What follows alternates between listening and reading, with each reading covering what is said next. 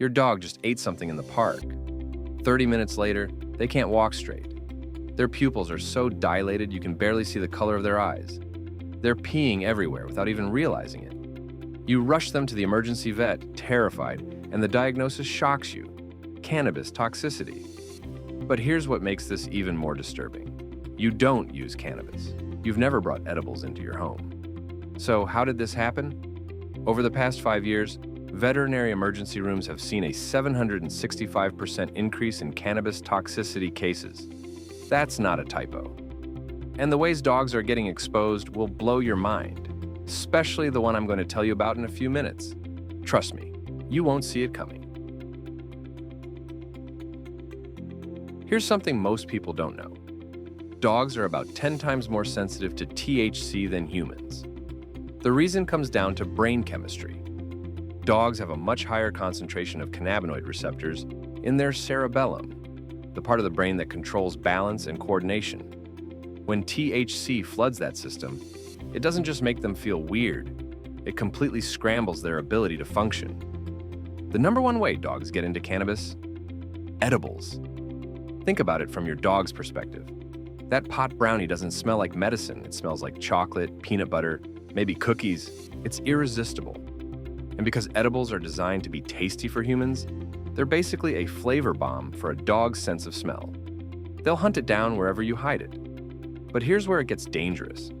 Many cannabis edibles contain other ingredients that are toxic to dogs. Chocolate is the obvious one, but xylitol, an artificial sweetener found in tons of products, can cause liver failure and death. So you're not just dealing with THC toxicity, you're dealing with a potential double or triple threat scenario, and the clock is ticking. The symptoms start fast. Within 30 minutes to an hour, you'll notice something's off. The most common sign is what vets call ataxia, but you'd recognize it as the drunken walk. Your dog stumbles, sways, and can't coordinate their legs. They might try to stand and just fall over. It looks almost comical until you realize how terrified your dog actually is.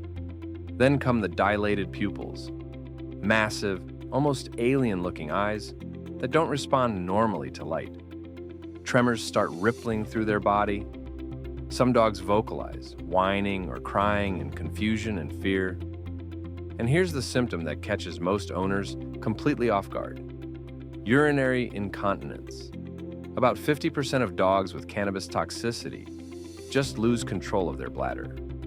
They're peeing while standing, while lying down. Without any awareness, it's happening. But those are the moderate cases. Severe toxicity looks completely different. Seizures, unresponsiveness bordering on coma, body temperature dropping dangerously low, heart rate all over the place.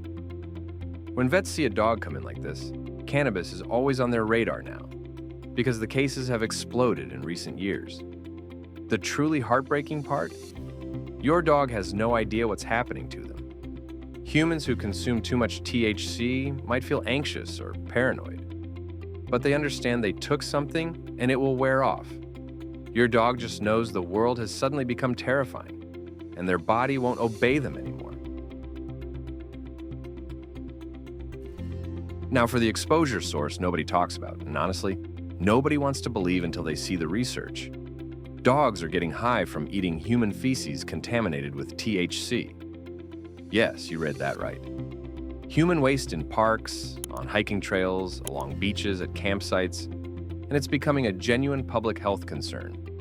A study out of Australia in 2022 first documented this phenomenon, and since then, veterinary toxicologists in Colorado, San Francisco, and Aspen have confirmed multiple cases. Here's the science behind it. When humans consume cannabis, between 65 and 90% of the THC is excreted through feces as active metabolites. That means it's still psychoactive. It can still get your dog high. But why would a dog eat human feces in the first place? Unfortunately, it's not that uncommon. Some dogs are coprophagic by nature, meaning they're attracted to feces. And here's the kicker. THC changes the scent profile of waste, sometimes making it smell even more appealing to a dog's incredibly sensitive nose. Add in the fact that people using cannabis outdoors aren't exactly thinking about proper waste disposal, and you've got a perfect storm. The concentration of THC in some of these samples has been measured as high as what you'd find in a moderate dose edible. One dog in Colorado ate contaminated waste on a trail and ended up in emergency care for 3 days. The owner had no idea what happened until the vet specifically asked about outdoor exposure and recent hikes. This is happening in major cities, national parks, popular dog beaches.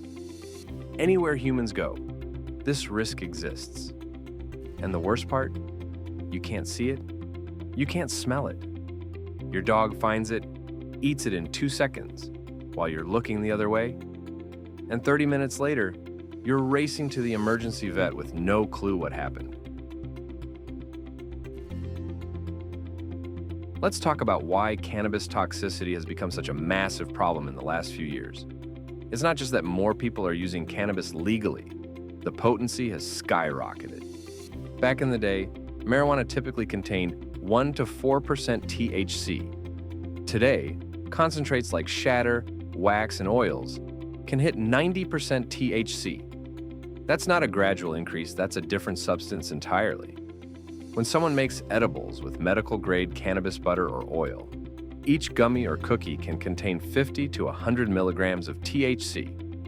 For a 20-pound dog, eating just one of those could be life-threatening. And remember, dogs are far more sensitive to THC than humans.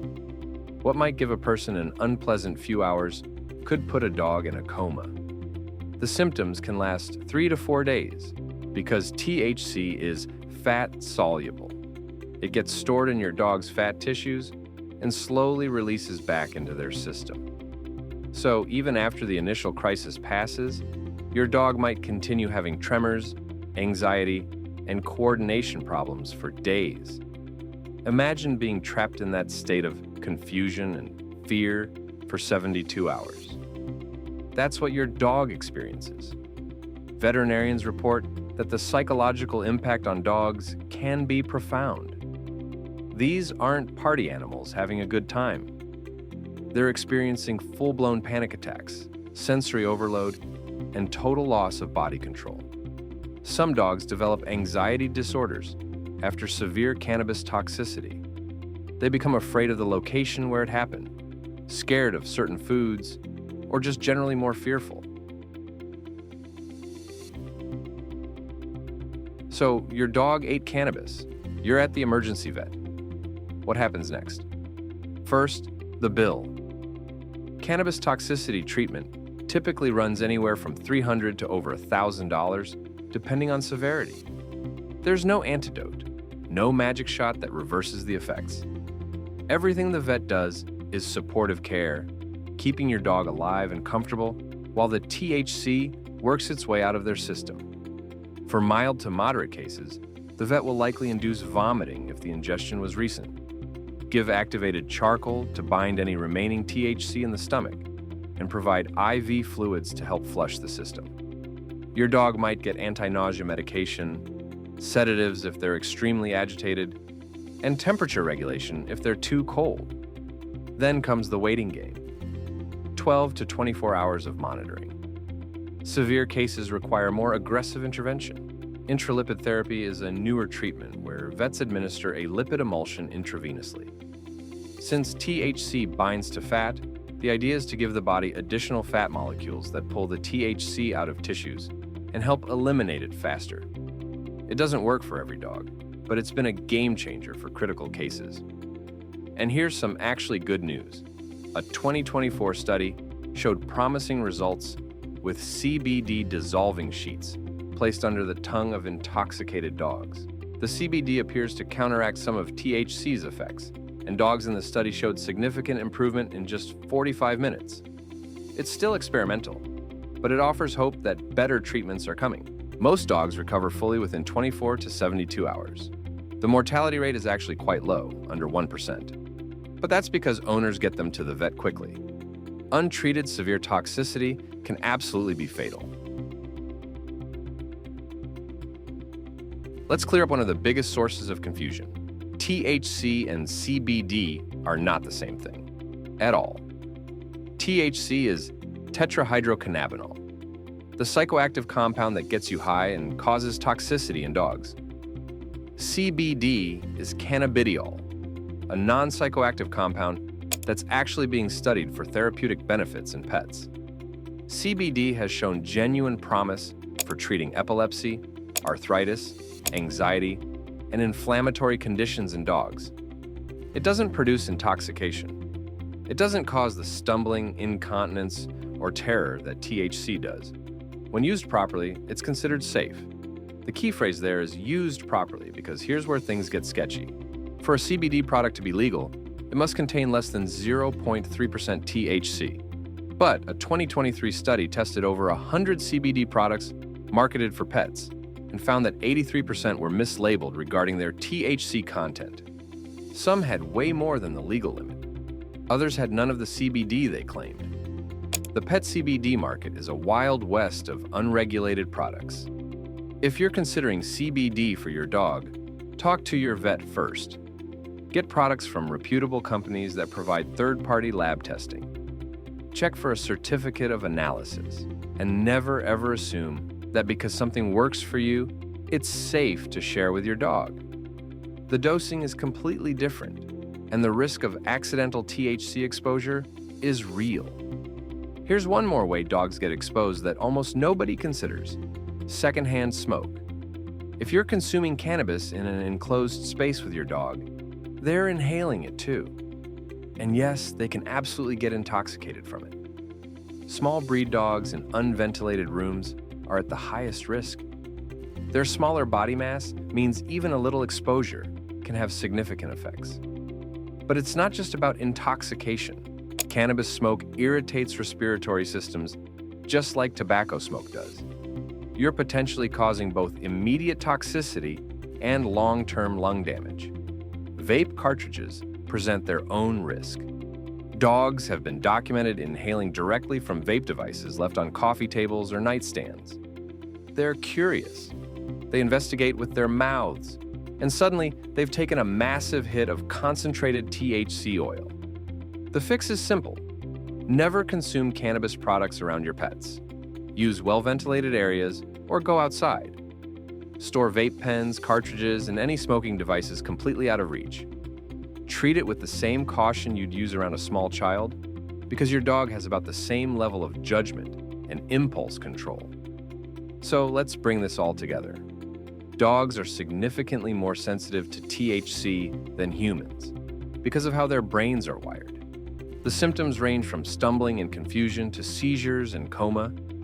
They can last for days, and the ways dogs are getting exposed keep expanding. From edibles to contaminated feces in parks to secondhand smoke. Here's what you need to remember. Your dog doesn't experience a high the way you might imagine. They experience terror, toxicity, and complete loss of control over their own body. It's not fun for them, it's traumatic. Prevention is everything. Secure your cannabis products like you would prescription medication. Be hypervigilant at dog parks and on trails. Keep your dog on a short leash in areas where you can't monitor what they're sniffing. Ventilate your space if you're consuming cannabis. And if you even suspect your dog got into something, don't wait. Call your vet immediately or get to an emergency clinic. The good news is that with quick action and proper treatment, almost all dogs make a full recovery. Awareness is growing. Vets are better equipped to handle these cases than ever before. And new treatments like those CBD dissolving sheets are giving us even more tools to help our dogs when accidents happen. Have you dealt with cannabis toxicity in your dog? Or maybe you have questions about keeping your pet safe? Drop your stories and questions in the comments below. And if you found this information helpful, hit that subscribe button so you don't miss our next video on pet safety topics that actually matter. Your dog trusts you to keep them safe. Now you know how.